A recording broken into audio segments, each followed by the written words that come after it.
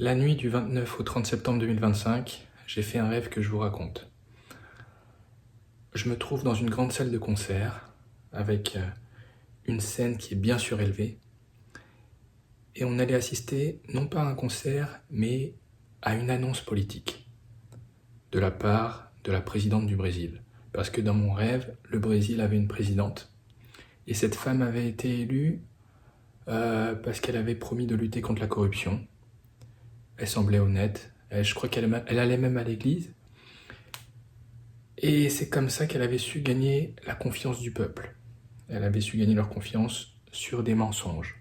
Parce qu'en réalité, quand elle est entrée en fonction, c'était elle, la femme corrompue, et elle avait retourné le truc. C'est-à-dire que c'est elle qui poursuivait les personnes honnêtes et les accusés de corruption. Et je comprends dans mon rêve que c'est aussi elle qui avait mis le président Bolsonaro en prison. Pour l'événement, elle avait convié beaucoup de journalistes, la télé, parce que ça serait diffusé en direct partout dans le monde. Et sur scène, devant les rideaux noirs, il y avait deux personnes, la femme et Bolsonaro. Que faisait-il là? Je ne sais pas, puisqu'il est censé être en prison et que ce sont des ennemis politiques. Néanmoins, il était là, mais il est complètement effacé. Il va jouer aucun rôle dans le rêve, c'est la femme qui va prendre la parole. Je vous rapporte ce que j'ai entendu. It's time for humanity to level up. C'était une annonce en anglais que j'ai traduit par « Il est l'heure pour l'humanité de trouver un second souffle ». Un second souffle. C'est pas une expression qui a été choisie au hasard. Dans la Bible, Genèse chapitre 2, l'Éternel Dieu avait formé l'homme de la poussière de la terre et il avait soufflé dans ses narines une respiration de vie. Et l'homme fut fait en âme vivante. Jean chapitre 20, Jésus vient de ressusciter, il se montre aux disciples. Jésus vint et fut là au milieu d'eux, que la paix soit sur vous. Comme mon Père m'a envoyé, je vous envoie. Et quand il eut dit cela, il souffla sur eux et leur dit, recevez le Saint-Esprit. Jésus souffle sur nous, on reçoit le Saint-Esprit. Et si cet Esprit demeure en nous, tout change. Dieu est notre Père, on est ses enfants. On n'est plus dirigé par notre chair pour satisfaire les convoitises charnelles, matérielles, pour courir après les richesses, l'argent, mais on est dirigé par l'Esprit de Dieu afin de faire ce qui est juste, bon, saint et agréable aux yeux de Dieu. Ainsi, on a déjà un souffle en nous qui vient du Seigneur Jésus.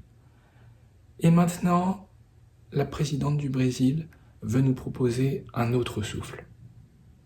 Pendant qu'elle parle, son fils, un petit garçon de 7-8 ans, rentre sur scène. Et il tient dans la main l'objet, le fameux second souffle qu'on veut présenter. Pourquoi avoir choisi un petit garçon?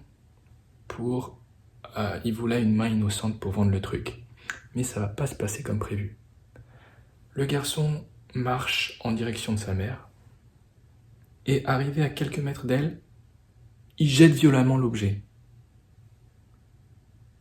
Tout le monde est choqué, moi je suis choqué. Je vous rappelle qu'on est en direct partout dans le monde. C'est quoi cette attitude-là? Il est mal élevé ce petit. Bon, l'objet est par terre, la femme le ramasse et le place dans une boîte en verre transparente. Et on voyait comme un flacon de parfum avec un liquide de couleur jaune. La caméra s'approche encore, on peut lire une étiquette. Il y a une étiquette collée sur le parfum avec la marque du parfum. Ce n'était pas Dior ou Chanel, mais Pfizer. Je remarque que le mot Pfizer est écrit à la main. Pourquoi c'est important? Dans la Bible, à plusieurs reprises, on distingue l'Éternel des faux dieux. Quand les Israélites s'éloignent de Dieu, ils bâtissent des statues de pierre, de fonte et se prosternent devant elles, ce qui est complètement stupide. Au lieu d'adorer l'Éternel qui les aime et qui a prouvé son amour en les délivrant de la servitude d'Égypte, au terme de miracles, de prodiges, au lieu d'adorer l'Éternel, ils ont adoré des idoles faites de main d'homme. Ils ne peuvent ni manger, ni boire, ni sentir. On est même obligé de les porter car ils sont incapables de marcher. Ce vaccin aussi est une idole faite de main d'homme, et c'est pour ça que Pfizer était écrit à la main. On veut le faire passer pour un sauveur, il ne sauve personne. Il n'y a point d'autre sauveur que le Seigneur Jésus. On ne plie le genou que devant le Seigneur Jésus. Et la Bible dit même, vous renverserez leurs autels, vous briserez leurs statues, et vous abattrez leurs idoles. Vous les brûlerez au feu. Mais retournons au rêve parce que la présentation n'est pas finie. La femme continue. Elle décrit ce qu'il y a à l'intérieur du vaccin. Il est composé de 6 fois, et là elle est interrompue. Une voix s'élève parmi les journalistes. Quoi, 66 ? Elle va dire 6 fois 66 là ? Et elle dit 6 fois 66 molécules ou quelque chose comme ça. Ce journaliste-là avait compris. Et quand on arrivera à cette époque, beaucoup d'autres personnes vont comprendre. Et dans la scène suivante, je me trouve dans un petit supermarché et je surprends la conversation téléphonique d'une personne. Une personne non chrétienne qui était en train de citer le verset de l'Apocalypse à son ami. Elle faisait que tous, petits et grands, riches et pauvres, libres et esclaves, prenaient une marque en leur main droite ou en leur front, et qu'aucun ne pouvait acheter ni vendre s'il n'avait la marque ou le nom de la bête ou le nombre de son nom. Quand on arrivera à cette époque, il y aura beaucoup de conversions, car les gens vont réaliser que les prophéties de la Bible ont été écrites pour notre génération. Alors ils vont croire en la Bible, ils vont se tourner vers Jésus, ils vont se faire baptiser, ils vont abandonner leurs péchés et ils vont encourager leurs amis à refuser le vaccin. Et dans la dernière partie du rêve, je suis avec mon frère et on est en train de rentrer dans une pièce. Et je m'assure de bien verrouiller la porte derrière moi. Qu'est-ce que ça veut dire ? J'ai pas d'interprétation. Peut-être un confinement, ce qui est logique.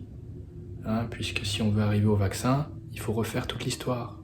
Le virus, les confinements, les restrictions, les interdictions, etc. Néanmoins, le message est très simple. Il est le même depuis 2020. Ne prenez aucun vaccin. Et c'est aussi ce que le petit garçon voulait nous dire.